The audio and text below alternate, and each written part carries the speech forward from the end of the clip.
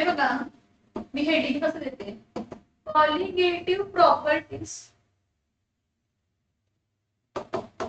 Of non electrolytic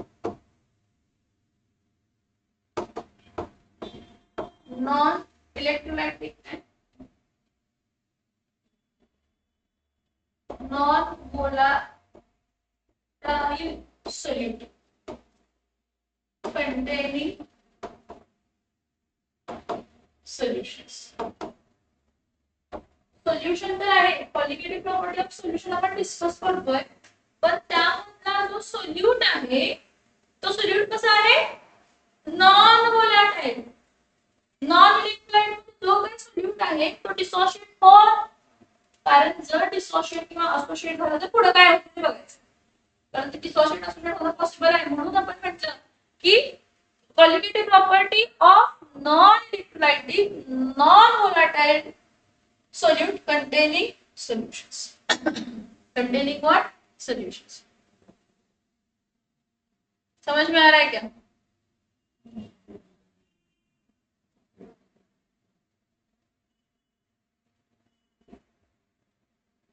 Fine. Now what are these colligative properties? The properties which depend on the number of solute particles. काय म्हटलं? The properties, इथं लक्षात आहे, the properties which depends on the number of what particles?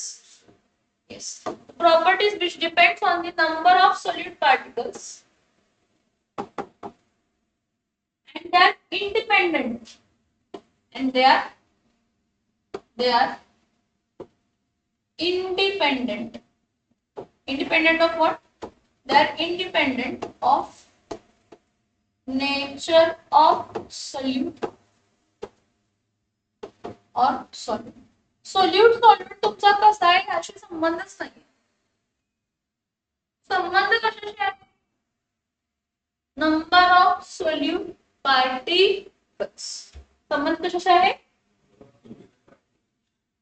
बड़ी number of solute particles है. Okay,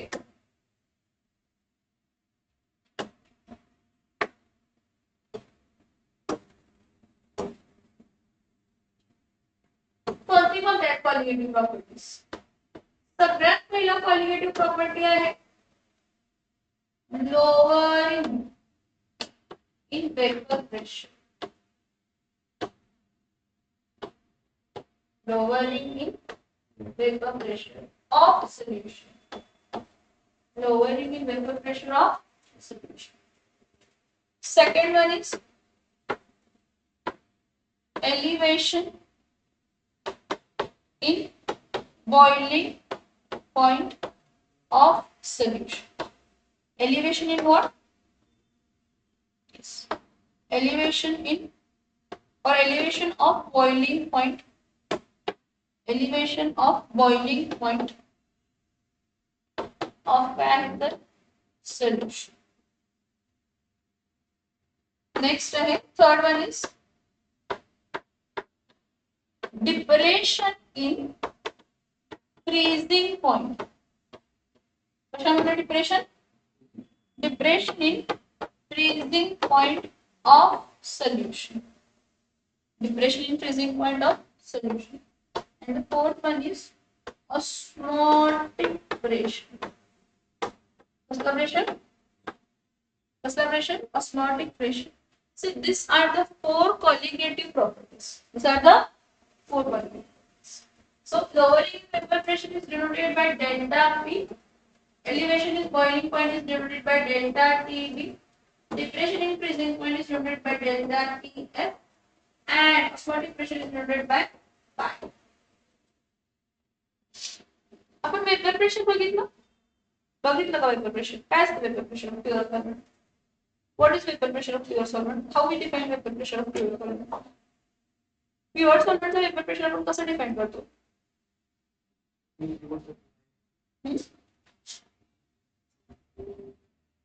statement द्या. P is equal to संबंध नाही, मला vapour pressure pure solvent statement द्या.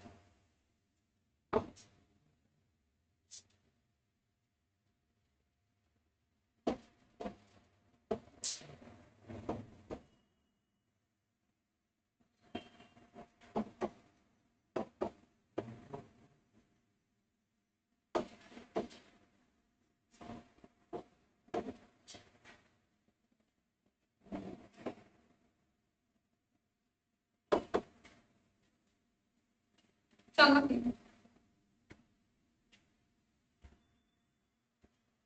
हा कंटेनर आहे. हा कंटेनर मध्ये मी प्युअर सॉल्व्हेंट घेतलं.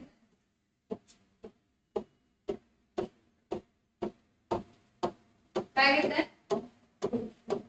प्युअर सॉल्व्हेंट घेतलंय.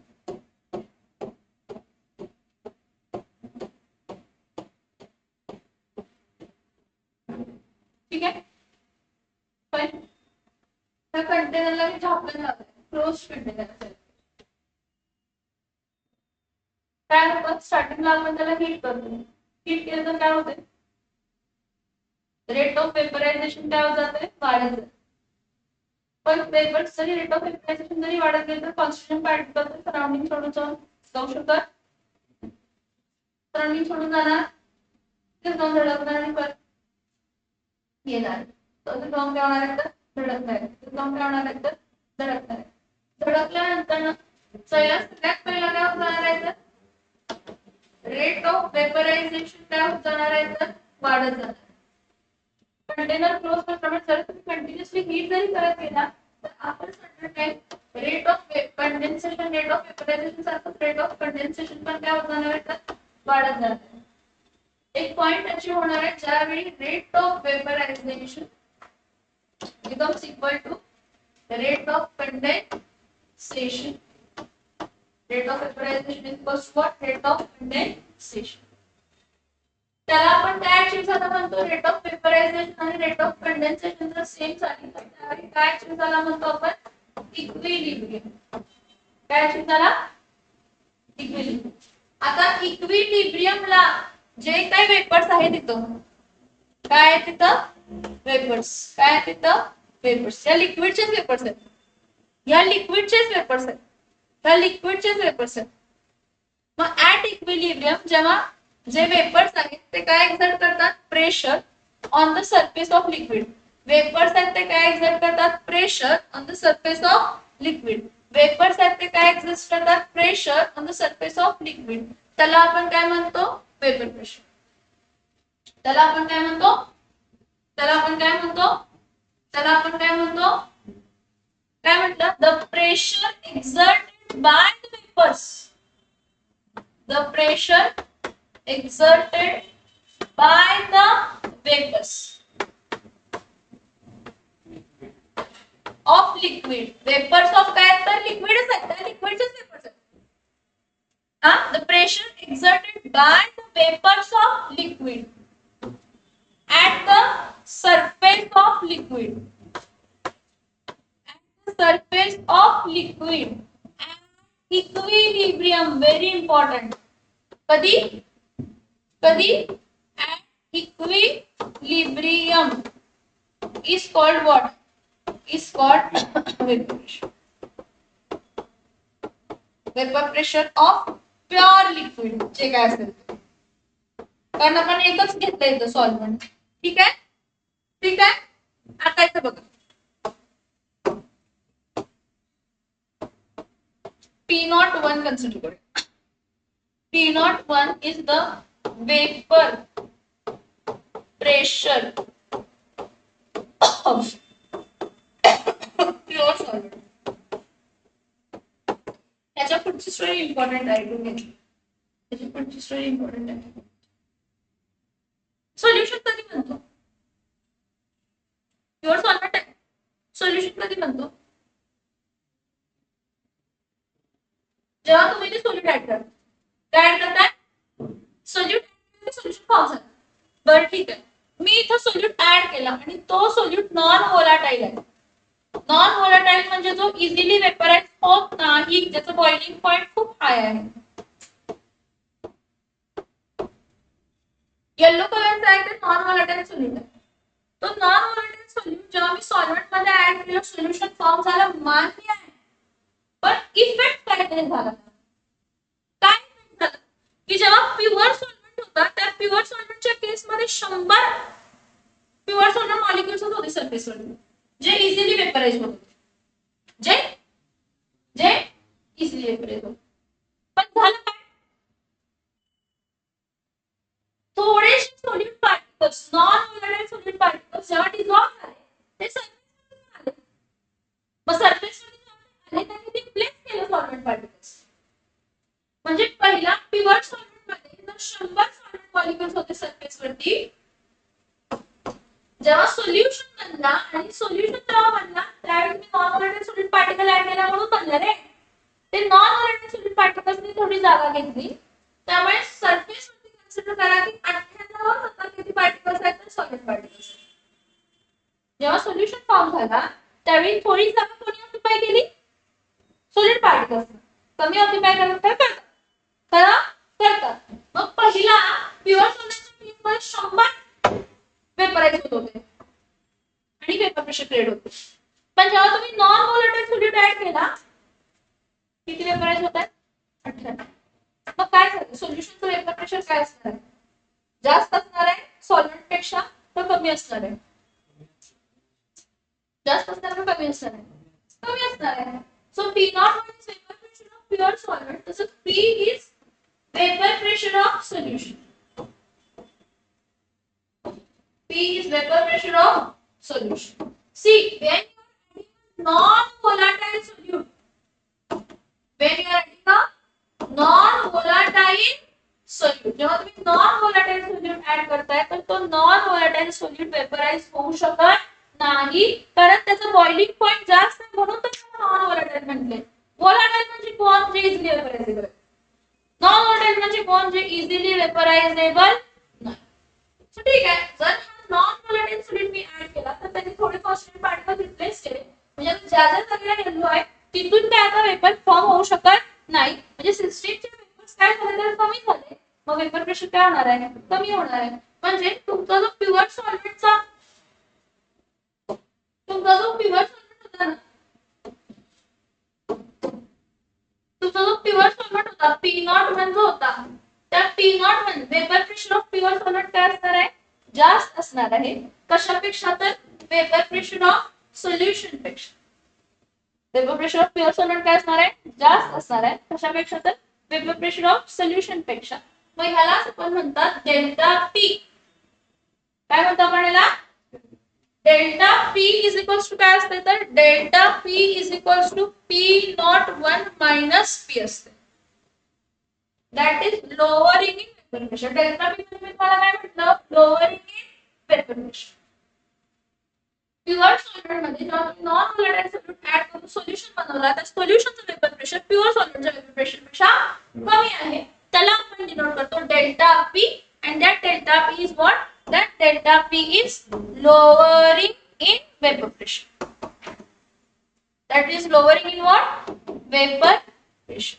समझ में आ रहा है क्या? Solution का vapor pressure कम है. समझ में आया? This is the first qualitative.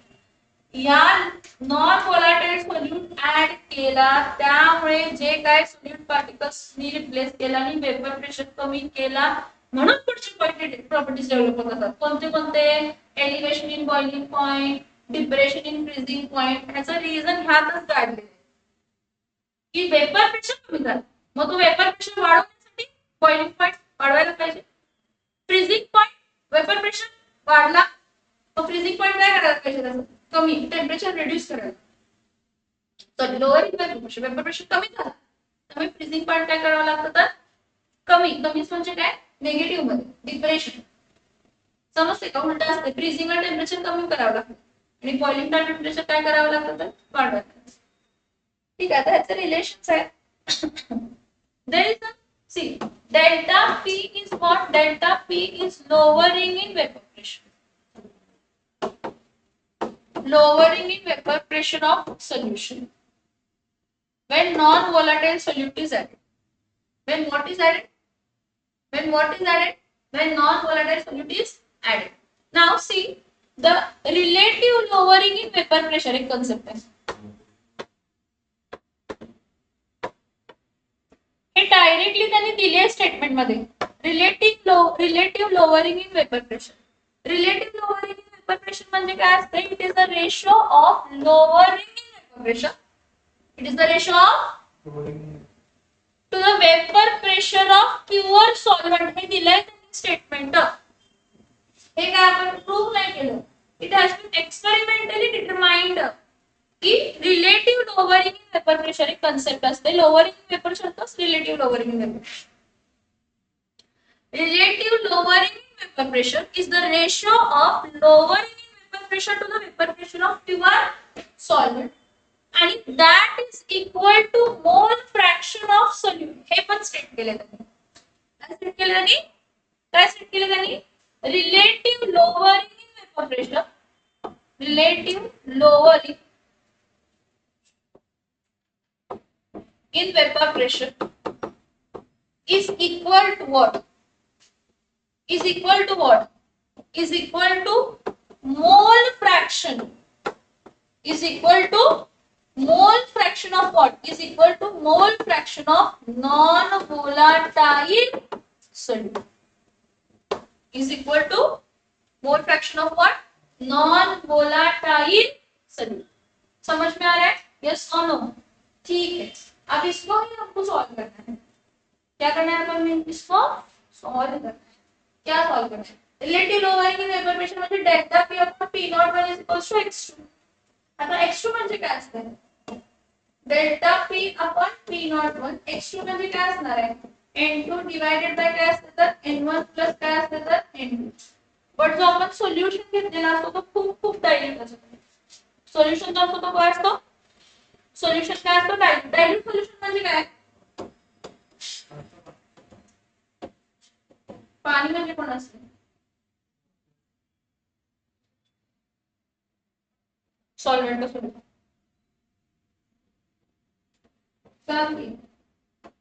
Solution is very dilute. पण स्टार्टिंगला डायल्यूट सोल्युशन मध्ये सोल्यूट खूप कमी आणि सॉल्वेंट खूप काय येतात?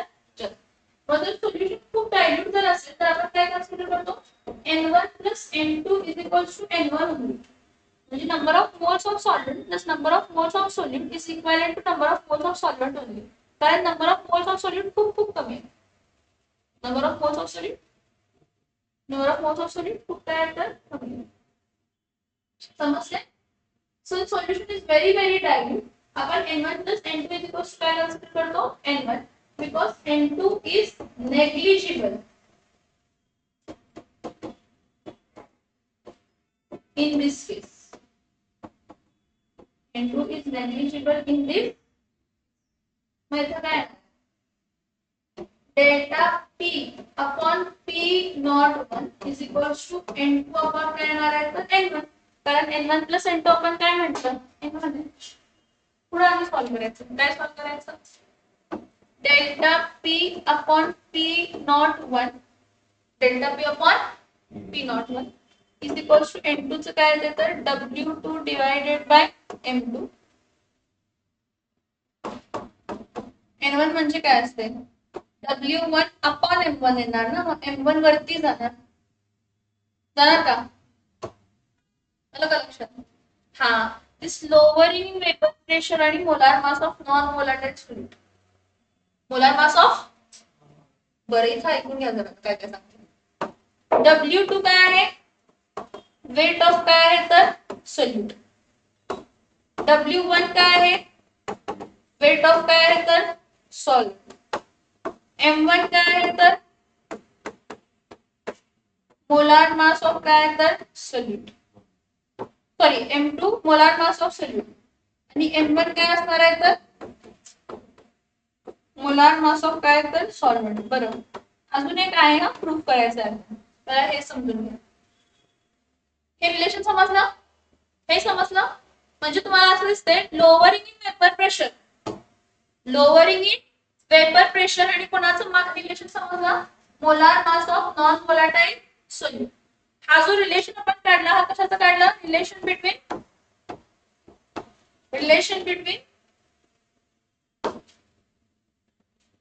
lowering lowering in vapor pressure and molar mass of non-volatile. What non-volatile? Solute. Relation between lowering in vapor pressure and molar mass of what? Non-volatile solute. Okay, ते समजलं काय आहे? एक लक्षात घ्या की लोअरिंग इन वेपर प्रेशर म्हणजे ही colligative property आणि ही कॉलिगेटिव्ह प्रॉपर्टी इनव्हर्सली प्रोपोर्शनल असते. कोणाला? Molar mass of non volatile solute. बरं, तिथे आहे जरा मागे या, मागे मागे मागे. मी काय म्हटलं, हे दिलंय आपल्याला असं delta P upon P not 1 is equal to h. पण आपण हे प्रूव्ह करायचंय. का दिलं, कसं दिलंय? इकडे बघा, रॉल्स लॉ. कोणता लॉ? काय आहे रॉल्स लॉ? रॉल्स लॉ काय असतो? P इज इक्वल टू काय होतं तर P not 1 into x1 plus काय होतं P not 2 minus P not 1 into काय होतं? असं होतं का? हा, मग काय तर फक्त ठीक. P is equals to P naught 1 plus P naught 2 minus P naught 1 is equals to x2. Okay. बरं, रणवीर सोल्यूट काय? सोल्यूट रणवीर सोल्यूट आहे. सोल्यूट कसा आहे? Non volatile. सोल्यूट कसला आहे?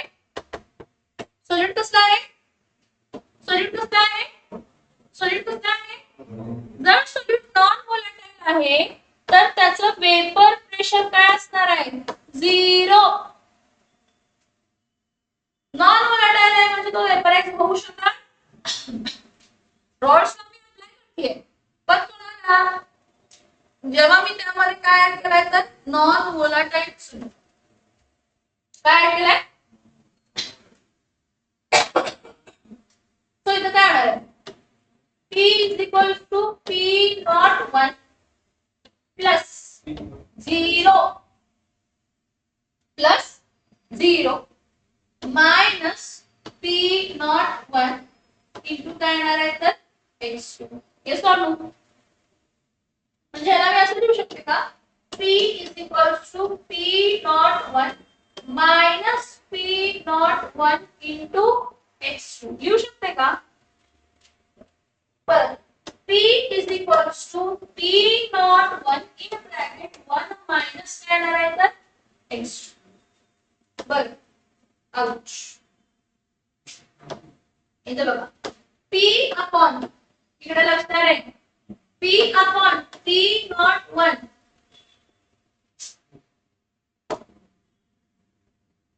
P अपॉन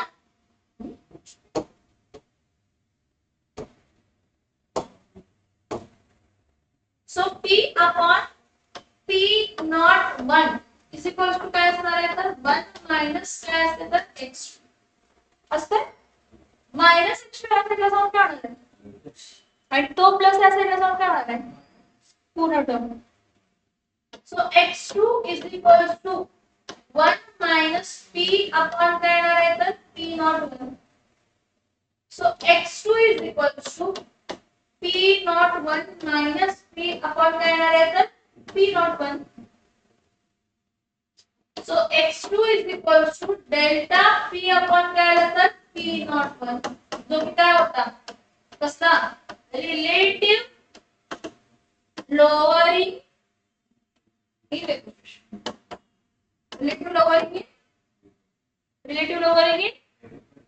समजलं का? Relative lowering in vapor pressure is equals to mole fraction of non-volatile solute. कसं येतंय? येतंय लक्षात? हेडिंग समजतंय? ठीक आहे. एक काम करायचं, नोट्स ओपन करायची. ओपन केली नोट? हे कॉलिगेटिव्ह प्रॉपर्टीज ओपन करा. ठीक आहे, लिहायला स्टार्ट करा तिथून.